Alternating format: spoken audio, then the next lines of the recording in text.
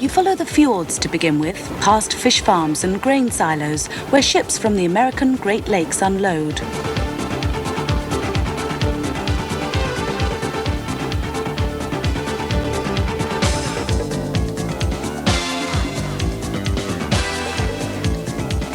Then you climb beside the salmon rivers.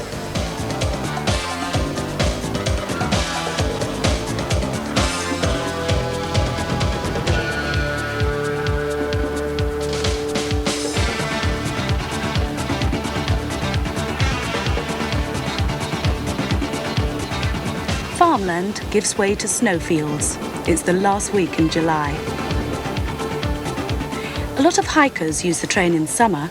In winter, it brings skiers to the string of resorts up here. Mjolfjell is one of them. It's also where the Royal Marines do their winter survival training.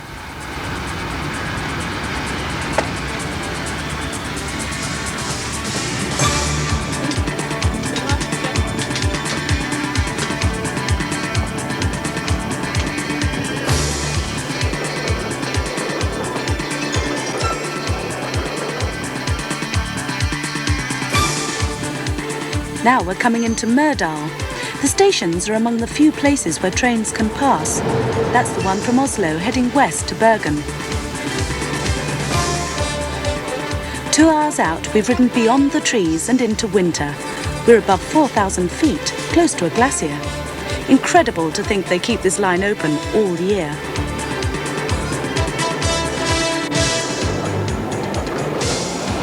For one of the most scenic journeys in the world, we seem to spend an awful lot of time in tunnels. There's 186 of them between Bergen and Oslo. It's a bit like looking through a camera shutter and seeing everything at 60th of a second glimpses.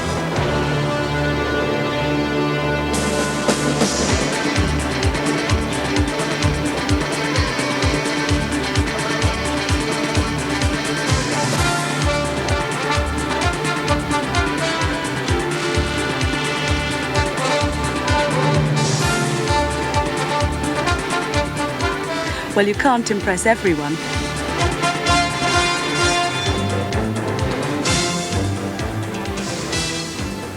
It's just under 7 hours to Oslo and another 6.5 before, somewhat rail-lagged, we stumble into Stockholm. Stockholm is scattered over 14 islands, but if ever there are times when that fact escapes you, put it down to the 56 bridges that join them all together. The Royal Palace looks nothing if not formidable, yet the public enjoys unique access to the state rooms. This is no longer home for the royal family. And will give you a 50% reduction on others. Our last report this week took me to Ireland. By the Swedes, this bit in the middle is supposed to be the most authentically Finnish. Tampere is a textile town, and on the first Monday of the month, the central square is taken over by a country market, which sets up in front of the city hall. Just outside the town is an open-air theatre.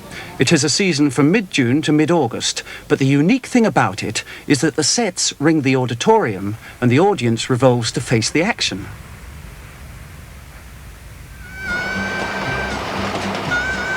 The journey to Savonlinna is 5.5 hours through an endless forest, and today, almost endless rain.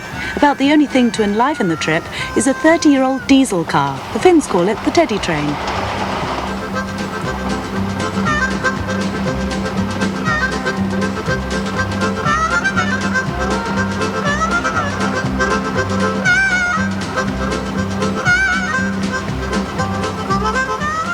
Savonlinna is the most popular tourist resort in Finland. It lies at the centre of an enormous system of lakes.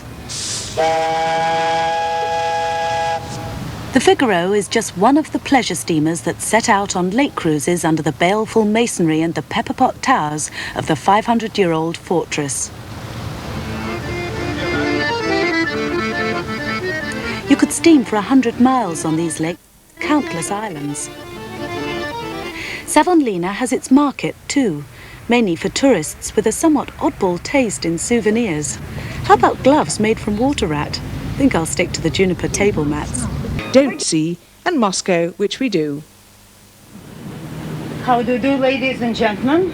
Allow me to introduce myself. I'll be your guide. My name is Ludmila. Welcome to Moscow, the capital of the USSR. Today we are going on the city tour, and during the city tour I'll show you Red Square, which is called the heart of Moscow, the heart of Russia. I'll show you the famous St. Basil's Cathedral, the famous History Museum, and the Kremlin. Under the firm control of the in-tourist guide, Tour 17 starts its whirlwind week around the Soviet Union with a barrage of sights and statistics. You hardly have a minute to catch your breath. Only a day and a half is spent in Moscow, just enough time to savor the monumental flavor of the place. Curiosity brings people to Moscow. A sense of adventure sends them flying 1,700 miles south for 2 nights in Samarkand. This mausoleum was not destroyed by the earthquakes, and it's considered to be one of the most beautiful mausoleums in Central Asia. The Soviet Union's Central Asian Republic is a totally different world. Samarkand's Muslim heritage is magnificent. For centuries, a staging point on the Silk Route between China and the Mediterranean, the very name conjures up powerful images. Alexander the Great and Genghis Khan came this way. The conqueror, Tamerlane, made it the capital of his empire, which stretched from the borders of China to India and Egypt. Tamerlane's favorite wife, Bibi, built a great mosque in his honor. Jealous of the architect who fell in love with her, Tamerlane ordered all women to cover their faces. Centuries later, emancipated after the 1917 Bolshevik Revolution, they burned their veils in the same unchanged setting, or so the guides tell you. And Tamerlane, he lies buried in the richly ornamental Gur Emir Mosque. As there's one God in heaven, there must be one king on earth, he said, at the height of his power. After Tamerlane, Lenin. Samarkand is very much part of the Soviet Union. The modern city, with its stark, functional architecture, has little appeal. In colourful contrast, the old town is instant Asia, though without the pestering touts and so many flies. It's a sanitised, more orderly version of most Muslim countries.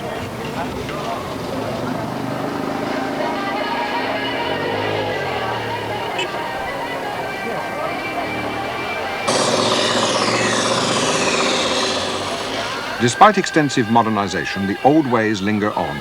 People are more spontaneous than in Moscow, the pace of life slower and more relaxed. After all, who wants to rush about when the midsummer temperature can top 120 degrees Fahrenheit? Visiting Samarkand, the ancient capital of Central Asia, you are back in 20th century. Tashkent looks very modern one, because it was rebuilt within the last 20 years after the terrible earthquake of 1966. Exotic Asia, Tashkent is certainly not, though only a 45-minute flight from Samarkand. City tours are included in the package. Here you're told of palaces of culture, workers rehoused in vast blocks, the importance of parks and gardens.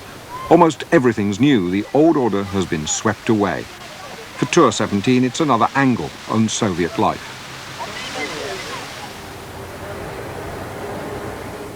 Though accommodation used is first class, standards vary. Bathrooms can turn out to be fairly basic. Tashkent is a communist showcase where even wall paintings make a political point. Perestroika and glasnost are today's buzzwords, but the message from above clearly remains heroic and inspirational.